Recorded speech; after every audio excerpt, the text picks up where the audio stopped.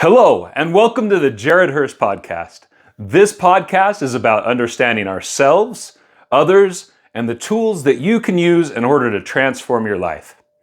This week, we're going to be talking a little bit about adapting to your environment. And if you look at it, your mind and your body are already doing this without any effort of your own. And a great example of this is when you look at going to the gym, when you look at working out, when you look at running, when you look at sports. Your body already adapts to what you give it consistently. So let's say that I go to the gym right now. I've never worked out a day in my life, or I just go today. I have a limit to how much I can bench press. I have a limit to how much I can squat. I have a limit to how much, whatever exercise it might be, there's a limit to what you're capable of doing. And if you do those exercises, let's say you do them once or twice a week, and you push yourself to the limit, you will have some growth.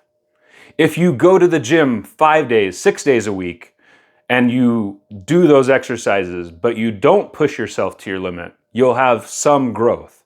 But if you go consistently 5 days, 6 days a week, and each time you go, you're constantly pushing yourself to your absolute limit, what do you see? That's when you see the most growth, is when you're pushing yourself to your limit, because your body naturally is adapting to what it's being given. It's being given resistance, and it says, oh, I need to be able to handle more weight for whatever reason. It doesn't understand. Your body isn't sitting there thinking, oh, well, I don't really need to gain muscle because we're just doing something stupid like lifting weights for no reason. It says, I'm going to break down the muscle fiber, I'm going to rebuild, and I'm going to grow because something in my environment needs me to be stronger in order for this organism to survive. And the same thing is true with your mind. If you, like myself, decide that you want to be a public speaker or you want to do a podcast, something like that, you go out and you start speaking. At first, you'll have a limit to how good you are at that thing. Now, obviously, we can learn from other people, we can learn from strategies, but just naturally over time, if you do it, and you look at what you feel like you're doing wrong and you look at what you want to change, eventually your mind adapts to it. Maybe a better example of this is if you're into puzzles. Let's say that you do the puzzles where you have all the pieces out on the board and you put them together, or you do a Sudoku, or you do something else like a crossword puzzle. Your mind gets better at that over time because your mind sees that you're constantly doing this and it gets more efficient at adapting to what it's being given. You can see this in things like sports. Sports, there's obviously a body component into it. Let's say I'm in basketball and I want to get better at shooting a basketball. To some extent, my muscles and all those things are going to change, but my mind and my connection between my mind and my body, that adapts over time. Over time, I learn that this is how hard I need to push this ball from this distance in order for it to go in. This is how much arc I need to get on this ball in order for it to go in from this angle. Like, your body naturally changes to the environment that you're giving to it because your mind recognizes that I'm trying to do this thing, and it just makes those adjustments on its own. But here's the question. Are you adapting to your environment? Your mind may adapt to what you give it consistently. Your body adapts to what you give it consistently. But are you adapting to what you give it consistently? Because there is a component of life that isn't on this autonomic, automatic response where your body is just reacting to what it's being given. There's some of it where there's a strategy involved with it. There's a speaker named Tony Robbins. If you're not familiar with Tony Robbins, please look him up. I love Tony. I could listen to Tony for hours. But one of the things that he likes to say is if your goal is to watch the sunrise, you are never going to get your result if you constantly run and look west, right? The sun rises in the east. That's never going to change, or at least I hope not. And if you're running and looking west, you're not going to see the sunrise because you're looking the wrong direction. You have to look east in order to see the sunrise. So there is a limit to, you have to pick the right strategy so that you can adapt to the environment and the result that you want. And sometimes the best choice is not to change your strategy. Maybe your strategy is already correct. The founder and the owner of Starbucks, he applied for financing with banks 242 times before he was able to get the funding he needed in order to start the company of Starbucks. Now, there had to have been times during that journey where he questioned whether he was taking the right approach. He knew the result that he wanted, and he kept working towards it, and maybe he made some changes to his strategy. Maybe the way that he talked to the people, the way that he explained his vision. I'm sure there's things that were done along the way that aren't clearly obvious and where that strategy was being adapted.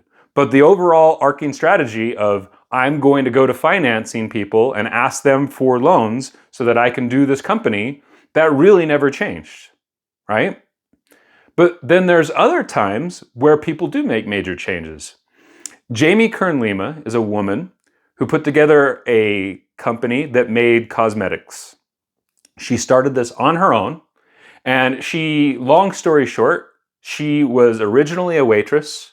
She got to the point where I believe she was weeks or maybe even a week away from losing everything. I think she actually had more debt than she had resources, and she was at the point where all those loans were going to get called due. I may have that off a little bit, but it's pretty much she was in a bankruptcy status or something close to it. And then after, I want to say it was like 4 years, she finally got her big break, and that turned into more things. Eventually, she sold her company for $1.2 billion.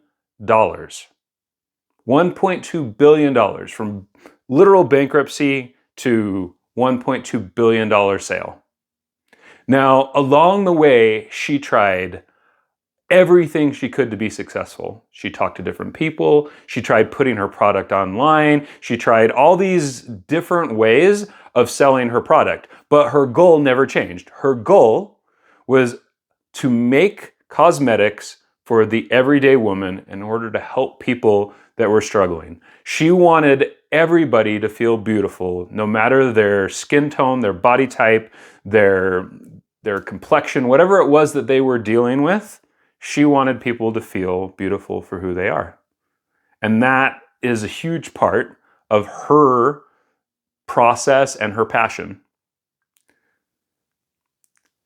She never let go of the goal that she had, but she did change and adapt to her environment until she got the result that she wanted. So, how do you know when is the time to change your process, to adapt to your environment, and when is the time for you to continue on down the path that you're taking? Well, one, it's to look at people before you. What strategies have other people done? And then model those behaviors. It's a lot easier in order to have a result when we are copying somebody that has been successful. So there's one thing that you should look at. Look and model behaviors of success. The other thing is I love Jamie, she talks about this. She says there's a difference between a no and your knowing. There's that internal voice inside of yourself that says, I know this is what I'm meant to do. I know this is how I'm supposed to change the world, or whatever it is that you're trying to do. And whether that is inspiration, whether that is your subconscious voice, whether that is God, your soul, whatever you choose to believe that is, there is this voice that you can tap into that says and lets you kind of know, do I need to make a change, or is that knowing there that says, this is what I'm meant to do. This is the change or the success or whatever it is, the result. This is what I'm meant for. But you have to look at that result. And I was talking with this friend, and this conversation came up about, have I learned the lesson that I'm meant to learn? I looked at what was going on in my life, and I said to myself, am I getting the same results for the most part? Obviously, not everything we do is going to give us the exact same result, unless we're doing some type of scientific study or whatever. And I was getting pretty much the same results all the time. And then I asked myself, am I really changing anything about my approach? Am I adapting to my environment, my mindset, my perception, the way that I'm looking at things? And the honest answer is no. I wasn't adapting to my environment. So when we're struggling in life and we're not seeing what we want, start looking at little things that you can change. Like I said, modeling other people's behavior is a great way in order to circumvent some of that learning curve. If you're a parent, you can relate to this. How many times have you had a child and you can see what the result's going to be based on the action that they're going to take? Because you have been there. You have been through a similar situation and you can tell what's going to happen in their life. And so then you try to help them and they don't listen, and then they learn for themselves and they figure it out. So getting a mentor, getting a coach, finding somebody that's been through and succeeded in the areas that you want to, I think that's a really important thing to look for. At the same time, we talk about that knowing. A lot of the people that we really look up to, the people that we're inspired by, are people that were knocked down again and again and again, and then they had the result that they wanted to have eventually after all this work. And that's really like the working out, right? When you're going to the gym and you're working out and you're pushing your muscles, do you see a result when you look in the mirror when you get home? No. You don't get home and instantly see a change. But what happens is you change as a person in order to adapt to what you're giving yourself on a consistent basis. And sometimes in life, that's the same thing with what we're going after. Our mind, our actions, we change who we are as a person. Our identity, the way that we look at ourselves, the actions that we take, the words that we use, the energy, the thoughts that we have, the emotions that we have, all of those things change. A lot of people say this, I've heard this from a number of different people, that it's not about what you achieve and what you accomplish, it's about who you become in the process. And I would argue that the reason that you achieve those results is because you become that person. A lot of the times we adapt without recognizing it. We change without recognizing it. And sometimes we make conscious changes to our lives. So when you're looking at your life and you're looking at the things that are happening, you keep dating the wrong type of person. You keep having the same results at work. You keep having whatever it might be, and it's not what you want. Start questioning it. I know in real estate, when I first got into real estate, I had a lot of success. Things just went my way. And then all of a sudden I started struggling. I couldn't understand, why did I go from having everything come to me so easy to struggling? And so I started looking back at where my life had changed, how my actions had changed, and I recognized that I went from confident to cocky. I had had so much success that I started viewing myself in a way that wasn't resonating with the people that I was talking to. And without realizing it, I was changing little things in my action, in my vocal tone, in the way that I approach things. I didn't notice it. I didn't feel like I was making these big changes in how I interacted with these people. But when I really went back and I looked at it, I could see that I was. I could see that I was doing little things based on the way that I viewed myself. I'm listening to this book right now, and it has this really interesting thing. It says, a believed lie will give you the same results as though the lie were true.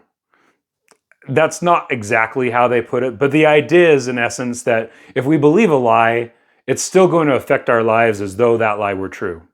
And obviously, there's some caveats to that. That's not true 100% of the time in every single way and whatnot.